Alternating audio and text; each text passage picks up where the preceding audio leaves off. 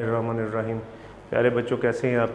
बेटे, sir Zafar Iqbal, assistant professor DPS college उकाड़ा, computer science. तो 4 lecture बेटे हम कर चुके हैं नई बुक के हिसाब से जो हम चल रहे हैं। तो आज हम 5वें लेक्चर की तरफ चलेंगे। पिछले लेक्चर में हमने ये देखा था कि एक सॉफ्टवेयर जब हमने डेवलप करना है तो उसके स्टेप्स जो हैं वो क्या क्या होंगे वो हमने देखे। अब आज के लेक्चर में हम ये देखते हैं कि जब आपने ये डिसाइड कर लिया कि ये हमने फ़लाँ प्रॉब्लम है हमारा और उसका ये सोल्यूशन है और ये बेस्ट है और कैंडिडेट सोल्यूशन भी उसमें से निकाल लिया और सारा कर लिया, अब ये है कि उसका अगला जो मेजर जो फेज़ आता है जिसके ज़रिए से हम किसी भी प्रॉब्लम को आसानी से हल कर सकते हैं बेटे, वो है flow chart. Flow chart basically है क्या? फ़्लो चार्ट बेटे असल में ये है कि आप सिंबल्स के अंदर, ग्राफिक्स के अंदर या मुख्तलिफ अलामतों के ज़रिए से अपने प्रॉब्लम को डिपिक्ट करते हैं। ना सिर्फ प्रॉब्लम को डिपिक्ट करते हैं बल्कि उसका जो सोल्यूशन आपने सोचा हुआ है या जो निकाला है पेपर वर्क के ऊपर, अब उस पेपर वर्क के थ्रू जो आपने सोल्यूशन दिया है उसको आपने इन सिंबल्स के अंदर प्रेजेंट कर देना है, तो उसको कहते हैं फ़्लो चार्ट। अब फ़्लो चार्ट का बहुत फ़ायदा होता है बेटा, ये जब मौजूद है आपके पास तो आपके लिए सोल्यूशन जो उसको मतलब रिटन फॉर्म के अंदर लेके आना, या आप कह सकते हैं उसे कि आपने कोडिंग करनी है, उसकी प्रोग्राम लिखना, ये बहुत आसान हो जाता है फ़्लो चार्ट की मौजूदगी में। प्लस ये है कि आपको फिर आइडिया भी हो जाता है कि कहाँ पे अब आपने कौन सा काम करना है। डेफिनेशन बेटे फ़्लो चार्ट की ये है कि फ़्लो चार्ट जो है ये क्या है, ग्राफिकल प्रेजेंटेशन है आपके उस प्रॉब्लम के सोल्यूशन की। ये क्या है? ग्राफिकल प्रेजेंटेशन है आपके प्रॉब्लम के सोल्यूशन की। जो आपने सोल्यूशन सोचा है, ये सोल्यूशन है, तो उसको ग्राफिकली आपने दिखाना है। अब ये ग्राफिकली कैसे दिखाएंगे? यहाँ पे कुछ बच्चे शायद कंफ्यूज हो जाएं या मिस इंटरप्रेट कर लें कि ग्राफिक्स का मतलब आजकल जो बच्चे आम तौर पर देखते हैं वो वीडियो समझते हैं। नहीं बेटे, प्रोग्रामिंग के अंदर ग्राफिक्स का मतलब वीडियो नहीं है। प्रोग्रामिंग के अंदर उसका मतलब ये है कि उसको पिक्टोरियल फॉर्म के अंदर कुछ स्केचेस आएंगे, कुछ खाके आएंगे, उन खाकों में हमने अपने उस सॉल्यूशन को लिखना है। That is graphical presentation. ठीक हो गया? तो अब हम ये देखते हैं बेटे कि ये जो फ़्लो चार्ट है इसके सिंबल कौन कौन से हैं, कौन कौन सी ऐसी वो अलामतें हैं जिनको हम फ़्लो चार्ट के अंदर इस्तेमाल कर सकते हैं, या यूँ कह लें अपने मसले का हल लिखने के लिए फ़्लो चार्ट में इस्तेमाल कर सकते हैं। तो चंद एक हैं, काफ़ी सारी हैं, लेकिन जो मोस्ट कॉमन हैं उनको हम यहाँ पे बेटे लिख लेते हैं। इसको कहा जाता है फ़्लो लाइन, और ये फ़्लो लाइन किसी भी डायरेक्शन में बेटे हो सकती है, right to left, left to right, top to bottom या बॉटम टू टॉप, कोई भी शेप हो सकती है। ये बेसिकली डायरेक्शन देने के लिए कि अब हमारा अगला फेज़, अगला स्टेप कोडिंग के अंदर कौन सा होगा, वो स्टेप बताने के लिए हम क्या करते हैं, फ़्लो लाइन को इस्तेमाल करते हैं। फिर इसमें बेटे एक ये ओवल शेप इस्तेमाल होती है, इसको टर्मिनल भी कहा जाता है। अब ये टर्मिनल जो है ये आम तौर पर बेटे किस काम के लिए आता है? ये आता है जी आपके फ़्लो चार्ट को स्टार्ट देने के लिए और फ़्लो चार्ट को स्टॉप देने के लिए। कोई भी हम काम करें, ज़ाहिर है हमने ये तो बताना है ना कि यहाँ से शुरू हो रहा है और यहाँ पे ख़त्म हो रहा है, ठीक है ना? तो वो ये बताने के लिए कि यहाँ पर मेरा फ़्लो चार्ट शुरू हो गया और यहाँ इस लोकेशन पर जाके ये ख़त्म हो गया, या ये सारा काम करने के बाद एंड हो गया, हम ये एक ही सिंबल इस्तेमाल करते हैं बेटे। इस सिंबल को आम तौर पर टर्मिनल कहा जाता है, और ये स्टार्ट और स्टॉप यानी फ़्लो चार्ट के आगाज़ के लिए और फ़्लो चार्ट के इख्तिताम दोनों के लिए इस्तेमाल होता है। फिर बेटे रेक्टेंगल इसमें इस्तेमाल होती है। ये रेक्टेंगल जो है इसको हम इस्तेमाल करते हैं प्रोसेसिंग के लिए। जहाँ भी आप ये कर रहे हैं कि एक सॉफ्टवेयर बना रहे हैं या प्रोग्राम बना रहे हैं या उसका सोल्यूशन लिख रहे हैं, तो जहाँ पर आपने ये शो करना है कि ये इस जगह पर कोई कैलकुलेशन परफॉर्म की जाएगी, ठीक है? आपने ये शो करना कि यहाँ पर कोई ना कोई कैलकुलेशन परफॉर्म की जाएगी, कुछ डाटा इंटरप्रेट होगा, कुछ ऑपरेशंस परफॉर्म किए जाएंगे, वेरिएबल को वैल्यू असाइन की जाएगी, जो भी हो तो उसके लिए आप क्या करेंगे, ये रेक्टेंगल शेप जो है इसको हम इस्तेमाल करेंगे। ये बेटे प्रोसेसिंग के लिए इस्तेमाल होती है, या इसको शॉर्ट करके सिंपली हम प्रोसेस भी कह सकते हैं। अच्छा, उसके बाद इसमें अगली एक जो शेप है वो यूं हम ले लेते हैं, ये पिचकी हुई रेक्टेंगल, ठीक है जी। इसको क्या कहा जाता है बेटे, पैरेललोग्राम। आपने मैथमेटिक्स में भी पढ़ा होगा। ये किसके लिए इस्तेमाल होती है, ये पैरेललोग्राम? ये इस्तेमाल होती है बेटे इनपुट के लिए और आउटपुट के लिए। किन कामों के लिए?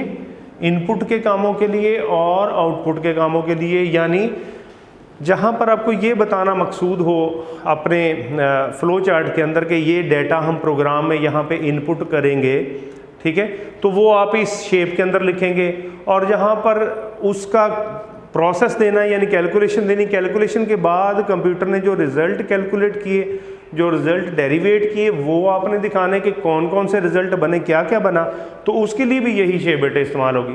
तो ये पैरेललोग्राम जो है ये दोनों कामों के लिए, डाटा फीड करने के लिए भी और उसके वापस रिज़ल्ट लेने के लिए, दोनों के लिए बेटे इस्तेमाल होगी। अच्छा, इसके बाद इसमें एक शेप है हमारे पास, ये डायमंड बॉक्स है, यहाँ पे कर लेते हैं। ये डायमंड बॉक्स है इस तरह से। तो ये डायमंड बॉक्स जो है इसको नाम दिया जाता है आम तौर पर इसके अंदर डिसीजन बॉक्स। ये क्या है बेटे? ये है डिसीजन बॉक्स है। डिसीजन बॉक्स अक्सर प्रोग्राम के अंदर हमें ये ज़रूरत पड़ती है कि कोई काम हमने कोई कैलकुलेशन कंप्यूटर को करने को दे दी और फिर उस कैलकुलेशन की बेस पर जब हमने कोई रिजल्ट लेना है कि अगर ये काम ऐसे हो जाए, मिसाल के तौर पर मैं दो वैल्यूज ले लेता हूँ, मैं कहता हूँ जी ए जो है वो 50 है और बी जो है वो 30 है और सी में मैं इनका सम ले लेता हूँ a+b। अब मैं जब इसको प्रिंट करवाता हूँ सी को, तो इस प्रिंट की बेस पर मैं आगे काम लेना चाह रहा हूँ कि अगर इन दोनों का सम ग्रेटर देन 50 हो तो क्या काम करे, और अगर इनका सम जो है वो लेस देन 50 हो तो क्या काम करे। अब जहाँ पर ये चॉइस देनी है आपने कंप्यूटर को, या उससे ये काम लेना है कि टोटल हमारा जो है या कैलकुलेशन जो है वो परफॉर्म करने के बाद हमने कहना है कि अगर ये रिज़ल्ट इसका ये आए तो ये करो, ये आए तो ये करो, जहाँ पर ये रिज़ल्ट की बेस पर कुछ हमने आगे कुछ कैलकुलेशन परफॉर्म करवानी है, फिर हम डिसीजन बॉक्स इस्तेमाल करते हैं। जैसे ये कैलकुलेशन मैंने आपको बताई कि जी ए और बी दो वेरिएबल लिए और उनमें डाटा को सपोज कर लिया, हमने डाटा रखा और उसके बाद हम ये उसको कह रहे हैं कि ए और बी को सम अप करो, और अगर सम अप जो है उसका रिज़ल्ट इसकी बेस पर आगे हम एक कंडीशन चलाते हैं, हम आगे जाके देखेंगे भी 10th क्लास में भी आपको बताया जाएगा कोडिंग के हवाले से। तो उसको कहते हैं बेटे इफ़ कंडीशन, जो इसमें हम इस्तेमाल करते हैं उसको क्या कहा जाता है, उसको इफ़ कंडीशन कहा जाता है, जो हम इसमें इस्तेमाल करेंगे। अच्छा, एक इसमें बेटे छोटा सा सिंबल और है, और ये है बेसिकली कनेक्टर। ये छोटा सा दायरा, इसको कनेक्टर कहा जाता है। बहुत कम ये बेटे सिंबल इस्तेमाल होता है कनेक्टर। आमतौर पर इसका बेसिक पर्पस जो होता है वो ये होता है कि फ़र्ज़ करें मतलब आपके लेवल पे तो ऐसा नहीं है, मतलब आप यूँ कह लें बिल्कुल स्टार्ट पे हैं आप लोग, तो इसमें 9th 10th में तो ऐसा नहीं होगा कि एक फ़्लो चार्ट आपने बनाया और वो इतना लंबा बन गया, इतना लंबा बन गया कि वो 2-3 सफ़ों पे चला जाए, ऐसा तो नहीं होता ना। लेकिन ये है कि अगर फ़र्ज़ करें आपको ऐसी ज़रूरत पेश आ गई, या आपने कहीं फ़्लो चार्ट बनाना शुरू किया और पेज के हाफ से नीचे से शुरू किया, अब आप बाकी वो फ़्लो चार्ट अगले पेज पे जा रहे हो, तो फ़्लो चार्ट में ये बताने के लिए कि ये मेरा बाकी हिस्सा जो है फ़्लो चार्ट का ये अगले पेज पे शिफ्ट हो रहा है, हम क्या इस्तेमाल करते हैं बेटे, ये छोटा सा दायरा जिसे हम कनेक्टर कहते हैं। और ये कनेक्टर बेसिकली ये शो करेगा, ये बताएगा कि हमारा फ़्लो चार्ट जो है वो यहाँ से बाकी अगले पेज पर शिफ्ट हो गया है। तो ये बेटे ये इसकी कहलाती हैं क्या, इनको कहा जाता है फ़्लो चार्ट की ये मुख्तलिफ सिंबल्स हैं, या इनको कहा जाता है ये फ़्लो चार्ट की अलामतें हैं। अच्छा, अब इस हवाले से एक चीज़ और छोटी सी कि हम ये देखते हैं कि इसकी इम्पोर्टेंस क्या है। Importance of flow chart in problem solving. जब बेटे हम कोई एक प्रॉब्लम हल कर रहे हैं, या यूं कह लें एक प्रोग्राम बना रहे हैं, तो सोचने की बात यह है कि क्या ये ज़रूरी है कि मैं जब एक प्रोग्राम बनाऊं तो मैं फिर उसका फ्लो चार्ट भी बनाऊं? ठीक है ना, सोचने की चीज़, ये बहुत ज़रूरी है बेटे। आपको याद होगा मैंने कल के लेक्चर में या हमारा जो एक लेक्चर पहले हुआ है उसमें शायद आपको बताया था कि जो भी काम आपने करना है वो रिटन फॉर्म में, सॉफ्टवेयर डेवलपमेंट में पहले जो भी काम होना है वो पेपर वर्क पे होना बेटे। जब आपने पेपर वर्क अपना मुकम्मल कर लिया ना, फिर आप उस प्रोग्राम को लिखने की कंडीशन में आएंगे, लिखने की तरफ जाएंगे। तो जब आपने पेपर वर्क करना है तो पेपर वर्क करने के लिए ये फ्लो चार्ट जो है ये पेपर के ऊपर आपको सॉफ्टवेयर को सॉल्व करने में, प्रॉब्लम को सॉल्व करने में हेल्प करेगा। अगर आपने पेपर के ऊपर प्रॉब्लम को सॉल्व कर लिया तो फिर हम उसको इस कंडीशन में लाते हैं या इस कंडीशन में हम खुद होते हैं कि हम ये प्रोग्राम लिख सकें किसी एक लैंग्वेज के अंदर। लेकिन जब पेपर के ऊपर वो नहीं सॉल्व होता तो इसका मतलब है कि अभी आपका पेपर वर्क ही मुकम्मल नहीं है। हर काम के लिए ये एक चीज़ जहन में बिठा लें। अक्सर बच्चों के जहन में ये कन्फ्यूजन होता है कि जी ये पता नहीं प्रोग्राम ऐसे ही होता है, बस बैठ के किसी दोस्त ने बनाया या बताया कि जी ये ऐसे ऐसे करना था और फटाफट बनाना शुरू कर देते। ऐसे नहीं होता बेटे। ये एक चीज़ जहन में अच्छी तरह से बिठा लें कि जब भी आपने सॉफ्टवेयर डेवलपमेंट की हम बात करेंगे ना, जब भी आपने बात करनी सॉफ्टवेयर डेवलपमेंट की, इसका मतलब है उसका पहला फेज़ जो होगा वो ये होगा कि आप वो सारा का सारा काम पेपर वर्क के ऊपर मुकम्मल करेंगे, उस सारे मसले को पेपर पे हल करेंगे। पेपर पे जब वो हल हो गया फिर आप उसको आगे जाएंगे, अगले प्रैक्टिकल अप्रोच की तरफ फिर जाएंगे। यानी प्रैक्टिकली बनाना तो बाद में है, पहले आपने उसको पेपर पे हल करना है। अगर वो पेपर पे हल हो जाता है, अच्छी तरह से हल हो जाता है, तो इसका मतलब है कि आप सक्सेसफुल हैं।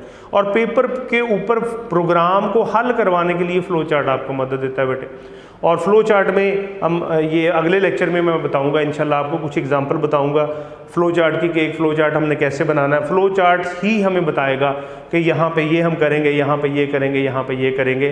बल्कि यूँ कह लें कि प्रोग्राम की तरतीब भी आपको फ्लो चार्ट ही बताएगा कि हमारे प्रोग्राम की तरतीब क्या है, कि पहले क्या काम होना है, फिर क्या होना है, फिर क्या होना है, फिर क्या होना है। जब ये तरतीब हम एक पूरी सही तरीके से बना लेते हैं ना, फिर हम प्रोग्रामिंग की तरफ या प्रैक्टिकल अप्रोच की तरफ जाते हैं, डायरेक्ट कभी भी नहीं जाते। तो इसलिए साबित हुआ कि जब भी हमने एक प्रोग्राम डेवलप करना है, एक सॉफ्टवेयर बनाना है, तो उसमें सबसे ज़्यादा अहमियत बेटे फ्लो चार्ट की है। सबसे ज़्यादा इसकी अहमियत है। अगर आपने उसका फ्लो चार्ट बनाया है तो फिर हम अगले स्टेप पे जाएंगे। अगला स्टेप क्या है? अगला स्टेप है, उसका मैं नाम बता देता हूँ आपको, उसको कहते हैं एल्गोरिदम लिखना, टू राइट एन एल्गोरिदम। अब एल्गोरिदम क्या होता है? एल्गोरिदम मुख्तसर सा करके एक वो आगे डिटेल है, बाद में बताऊँगा। फिल वक्त ये कि सिंपल इंग्लिश वर्ड्स के अंदर अपने प्रॉब्लम को बयान करना, उसको हम कहेंगे ये एल्गोरिदम है। आने वाले लेक्चर्स में इंशाल्लाह उसको हम तफसील से करेंगे। मैं बाकायदा उसकी आपको एग्जांपल्स भी करवाऊंगा ताकि आपको आइडिया हो सके कि एल्गोरिदम जो है वो किस किस तरह से लिखा जा सकता है। इसी तरह से नेक्स्ट लेक्चर में हम इंशाल्लाह इसकी भी एग्जांपल्स करेंगे कि फ़्लो चार्ट जो है वो किस तरह से बनाया जा सकता है या किस तरह से लिखा जा सकता है। तो बेटे ये आगे इसकी इम्पोर्टेंस। अच्छा, अगले स्टेप की तरफ हम चलते हैं कि जब हम ये फ्लो चार्ट बनाने की तरफ जाते हैं, ये तो हमें पता लग गया कि ये ज़रूरी है, ठीक है। अब जब हमने ये बनाना ही है, बहुत ज़रूरी है, तो अगला स्टेप हमें पता होना चाहिए कि हम क्या करेंगे, यानी फ़्लो चार्ट बनाएंगे कैसे। तो बनाने के लिए हमें पता होना चाहिए कि फ़्लो चार्ट बनाने के लिए हमें चाहिए क्या क्या, ठीक है ना। तो रिक्वायरमेंट्स हम कहेंगे, डिटरमिन, या इसको डिटरमिन रहने भी दें, आप कह लें रिक्वायरमेंट्स,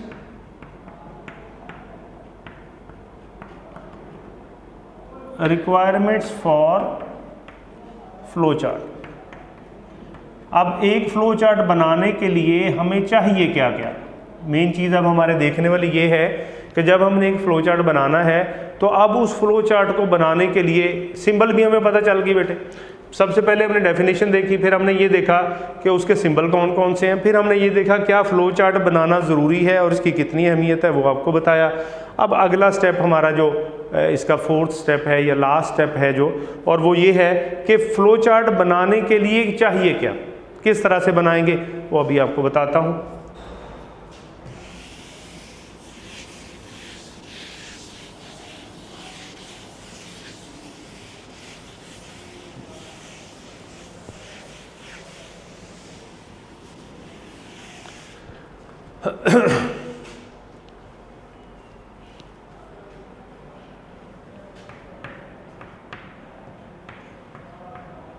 पहली चीज होती है बेटे इसमें इनपुट,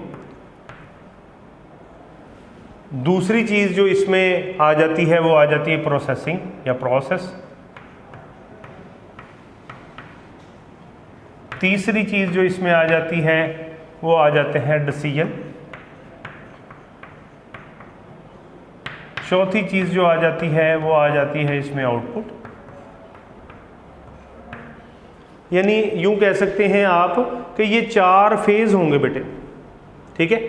हम इसको इनपुट कह लें, प्रोसेसिंग कह लें, और इसको नाम दे दें हम डिसीजन मेकिंग, डिसीजन मेकिंग, और आखिरी हम रख लेते हैं आउटपुट, ठीक है। अगर हम एक से ज़्यादा की तरफ जाएं तो डेफिनेटली ये इनपुट्स होंगी, ये आउटपुट्स होंगी, ये प्रोसेसिंग्स होंगी, ठीक है बेटे। अच्छा, अब इनको थोड़ा थोड़ा आपको बयान करता हूँ, बताता हूँ कि ये क्या है। इनपुट्स सबसे पहले हम बात कर लेते हैं। जब भी हमने बेटे फ्लो चार्ट बनाना है ना, पहला काम क्या होगा, फ्लो चार्ट के अंदर इनपुट क्या होगा वो बताना। इनपुट मतलब क्या डाटा फीड करना है आपने। अब इसका इन्हिसार किस चीज़ पर होगा बेटे, इसका इन्हिसार आपके प्रॉब्लम पर होगा। कैसे? मिसाल के तौर पर फ़र्ज़ करें आपसे कहा गया है कि एक ऐसा प्रोग्राम बनाएं कि कोई से 3 नंबर हैं और आपने बताना इनमें से बड़ा कौन सा है। तो अब यहाँ से हमें पता क्या चला कि हमने क्या करना है, 3 नंबरों में से ढूंढना है कि कौन सा नंबर बड़ा है। तो पता ये चल गया कि हमने जो डाटा फीड करना है वो हमारे क्या होंगे, नंबर होंगे, ठीक है ना। ऐसा तो नहीं ना हो सकता कि हम जो डाटा फीड करें वो बच्चों के नाम दे दें और इसमें से हम कहें कि बताओ कौन सा नंबर बड़ा है, तो ये तो गलत हो जाएगा ना। बात समझ गए आप। इनपुट पहला काम, एग्जैक्ट इनपुट, आपको पता होना चाहिए मैंने करना क्या, डाटा क्या फीड करना। तो जो प्रोग्राम हम बनाएंगे या जो प्रॉब्लम हम सॉल्व करेंगे उस प्रॉब्लम सोल्यूशन के अकॉर्डिंग हमारी इनपुट होगी। अगर हमारा प्रॉब्लम सोल्यूशन जो है वो हमसे न्यूमेरिक डाटा मांग रहा है तो हम न्यूमेरिक डाटा देंगे, और अगर हमारा प्रॉब्लम सोल्यूशन जो है वो हमसे कह रहा है कि अल्फ़ाबेटिक डाटा दें या डेट टाइप डाटा दें या इमेजेस दें या वीडियोज़ दें, तो हम डेफिनेटली उसके हिसाब से ही चलेंगे, ठीक है। पहला काम हो गया हमारा कि आपने डाटा इनपुट कर दिया फ्लो चार्ट के अंदर, यानी पहले फेज़ में आपने ये बता देना कि इनपुट आपकी क्या होगी। दूसरा फेज़ हो जाएगा फिर उसकी प्रोसेसिंग। अब प्रोसेसिंग क्या है बेटे, प्रोसेसिंग में ये देखना रिक्वायरमेंट क्या है। अभी जो मैंने आपको एग्जांपल दी कि जी हमें क्या चाहिए, क्या हमें ये चाहिए कि 3 नंबर हैं और उनमें से हमने एक बड़ा नंबर बताना है। तो पहले हमें पता चल गया कि इनपुट हमने क्या करना है, इनपुट हमने करने हैं जी नंबर, मिसाल के तौर पर 10, 15, 89, 33, ये कोई भी कह सकते हैं हम, ये 3 तक ले लें, कोई से 3 नंबर आ गए। और ऐसे भी हो सकता है कि ये कोई इशारिया वाले नंबर हो, ठीक है। अच्छा, फिर प्रोसेसिंग। अब यहाँ पर हमने ये बताना, ये पेपर के ऊपर बताना, और प्रोसेसिंग यानी वो सिंबल जो मैंने आपको अभी बताया भी था, रेक्टेंगल, ठीक है ना। उस रेक्टेंगल में हम ये बताएंगे कि ये प्रोसेसिंग करेगा कैसे, कैसे कैसे चेक करेगा, ठीक है। तो इसकी फर्दर डिटेल एग्जांपल में भी इंशाल्लाह अगले लेक्चर में आपको बताऊंगा। हम 1-2 फ्लो चार्ट जो है 1, 2 या 3 जितने भी पॉसिबल हो सके एक लेक्चर के अंदर, वो मैं इंशाल्लाह आपको सॉल्व करके यहाँ पे बताऊंगा। और बाकी जो है जो बुक पे मौजूद है उनको आपने एज एन असाइनमेंट लेना है और उनको सॉल्व करके देखना है, समझना है बेटे। ये समझने वाली चीज़ें, आपका ध्यान, आपका जो माइंड सेट है अगर इस तरफ आ जाता है तो ये चीज़ें आपको फ़ौरन समझ आ जाएंगी, कोई मुश्किल काम नहीं। और अगर आपको ये चीज़ें, आपका माइंडसेट इस तरफ नहीं आता तो फिर बहुत मुश्किल हो जाता है। इसलिए थोड़ा सा इन चीज़ों पे फोकस करने की ज़रूरत है। टाइम निकालें, बैठ के जो लेक्चर्स हैं इनको अच्छी तरह से व्यू करें, बार बार करें। ये वीडियो लेक्चर्स का यही एडवांटेज, आप जितनी बार चाहें करते जाएँ, जितनी बार चाहें बार बार देखते जाएँ, तो होपफुली आपको चीज़ समझ आ जाएगी। रिपीट जितनी बार चाहें कर लें। जी बेटे, प्रोसेसिंग हमने ये बताना है कि ये काम करना कैसे जो हम उससे कह रहे हैं कि 3 नंबर दिए हैं और इनमें से बताओ कि बड़ा नंबर कौन सा है, यही ना। तो ये हमने क्या करना है, प्रोसेसिंग में उसको बताना। फिर तीसरे स्टेप पे चलते हैं कि क्या जी, डिसीजन मेकिंग। जब प्रोसेसिंग उसने कर ली तो अब उसने फैसला करना है, आपने ही बताना है कि फैसला करो और फैसला करके बताओ कि इनमें से बड़ा कौन सा है, ठीक है ना। मैंने डिमांड क्या है मेरी कि एक प्रोग्राम बनाना है या एक प्रॉब्लम क्या है कि एक मतलब मुझे सेट दे दिया गया है कैलकुलेशन का और मुझे कहा गया कि इनमें से बड़ी वैल्यू बताएं, तो वो सेट मैं कहता हूँ 3 का है, ठीक है। वो सारा काम हमने खुद ही सोचना है, एक प्रोग्रामर का ये सारा काम खुद का होता है, उसने खुद ही सोचना है, खुद ही फैसला करना है कैसे करना है, कंप्यूटर से करवाना है। आप यूँ समझ लें computer is a kind of slave, आपके पास एक गुलाम है और वो ऐसा गुलाम है बेटे जो कहेंगे करेगा, आप गलत कह देंगे गलत कर देगा, आप सही कहेंगे ये सही कर देगा, ठीक है ना। तो मसला ये है कि उसको नहीं पता क्या करना, ये आपकी सोच, एक प्रोग्रामर की सोच होती है कि प्रोसेसिंग कैसे करवानी है, डिसीजन कैसे लेना है, अब ये डिसीजन की बेस पर उससे रिजल्ट लेना है। यानी हम उसे ये बताएंगे कि अब देखो कि इसमें से बताओ कि कौन सा नंबर बड़ा है, उसका फैसला करो। वो आगे क्या हमारे पास, वो आगे डिसीजन मेकिंग। डिसीजन मेकिंग के बाद अगला हम उससे एंड पे हम कहते हैं कि जनाब जब आपने ये डिसाइड कर लिया है, इसके हिसाब से कैलकुलेशन के हिसाब से डिसाइड हो गया है, तो वो नंबर हमें दिखा दो, उसको हम कहेंगे क्या, आउटपुट कह लेंगे बेटे, ठीक है। तो यहाँ तक था हमारा आज का काम, आज का लेक्चर। अगले लेक्चर में इंशाल्लाह हम इसके कुछ एग्जाम्पल देखेंगे, ठीक है। तब तक जो है इजाज़त दें, अपना, अपने बहन भाइयों का और ख़ास तौर पर अपने वालिदैन का बेटे बहुत ख्याल रखिएगा। अल्लाह हाफिज़।